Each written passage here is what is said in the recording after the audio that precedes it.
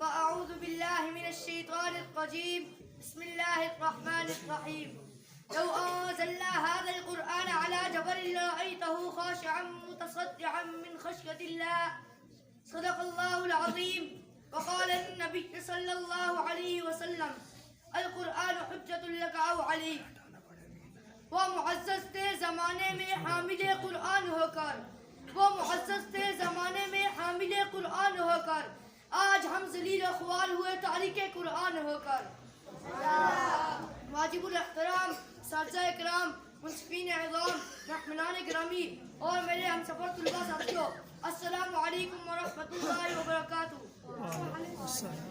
میری آج کی گفتگو کا موضوع ہے قرآن کی تعظیم۔ یہ ایک ناقابل انکار حقیقت ہے کہ جب کسی بڑے کا خط ہمارے پاس آتا ہے تو جذبہ احسان کے ساتھ اسے وصول کرتے ہیں، ادب کے ساتھ کھولتے ہیں، ادب کے ساتھ پڑھتے ہیں، اس کے معنی میں غور و فکر کرتے ہیں اور پھر اپنی طاقت کے مطابق اس کے تقاضوں پر عمل کرنے کی کوشش کرتے ہیں۔ اگر ہم اپنے جیسے انسانوں کے مکتوب کی قدر کر سکتے ہیں تو قرآن تو رب العالمین کا مکتوب ہے۔ یہ وہ عظمت والا مکتوب ہے کہ اللہ کہتا ہے اگر میں اسے پہاڑ کو اتار دیتا تو وہ اللہ کے خوف سے رضا رضا ہو جاتا۔ یہ وہ عظمت والا کلام ہے کہ جب حضور اکرم صلی اللہ علیہ وسلم پر نازل ہوتا تو سخت سردی میں بھی آپ صلی اللہ علیہ وسلم کی پیشانی سے پسینے کے قطرے نمودار ہو جاتے تھے۔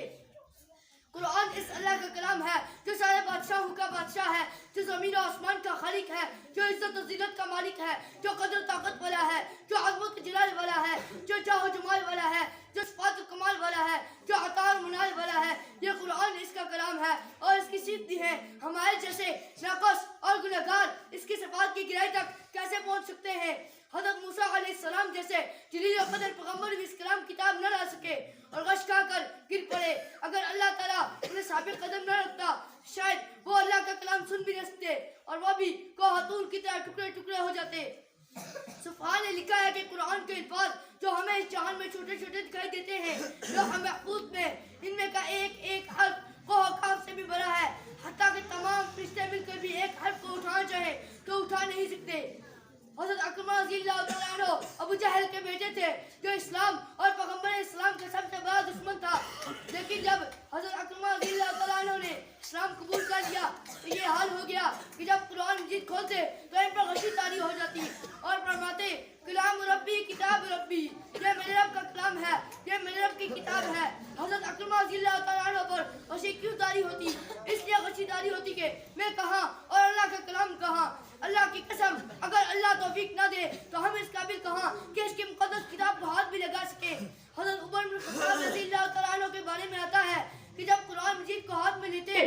تو چومتے تھے اور فرماتے تھے عہد ربی ومنشور ربی عز و جل، یہ میرے رب کا عہد ہے، یہ میرے رب کا منشور ہے، یہ میرے رب کے قوانین کا مجموعہ ہے۔ آپ بھی جب قرآن مجید کو ہاتھ میں لیں تو آنکھوں سے لگائے، سر پر رکھیں، سینے سے چمٹائیں اور چومتے ہوئے کہیں عہد ربی ومنشور ربی عز و جل۔ حضرت فضیل بن عیاض رحمۃ اللہ علیہ کے شبرات جگہ زمین میں گزارتے تھے، لیکن جب اللہ تعالیٰ نے انہیں ہدایت دی تو ایسی زندگی بدلی کہ ساری منزل چھوڑ دی اور گھر میں خلوت کسے ہو گئے، کسی سے ملنا جلنا پسند نہیں کرتے تھے، کوئی گھر میں داخل ہونے کی اجازت مانگتا تو اجازت نہ دیتے، لیکن لوگوں کو معلوم تھا کہ ان کا دل قرآن والوں کے عظمت سے لبریز ہے، اس لیے بعض لوگوں نے ان سے ملاقات کے لیے یہ حال اختیار کی کہ ان کے گھر کے سامنے کھڑے ہو کر قرآن کی دعوت کریں۔ اب حضرت فضیل بن عیاض رحمۃ اللہ علیہ کے کانوں میں قرآن کے الفاظ پڑھتے تو وہ بیتاب ہو کے گھر سے باہر آ جاتے۔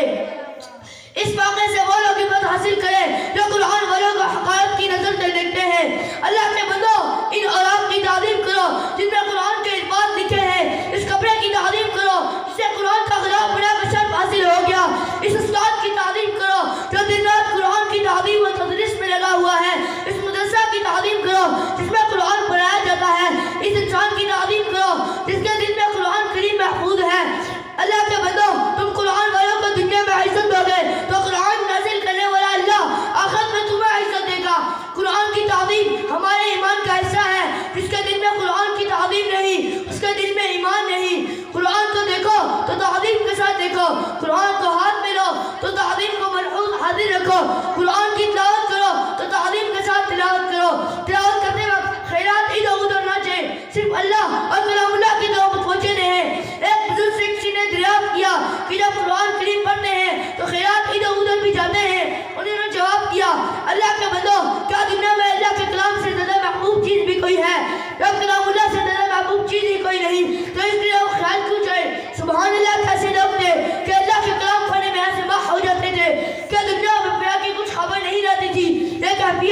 ہمارے اندر بھی پیدا ہو سکتی ہے، لیکن شرط یہ ہے کہ ہمارے دل میں اللہ کی بھی تعظیم ہو اور اللہ کے کلام کی بھی تعظیم ہو۔ دعا ہے کہ اللہ تعالیٰ میرے اور آپ کے دلوں میں اپنی اور اپنے کلام کی عظمت سے بھر دے۔ آمین۔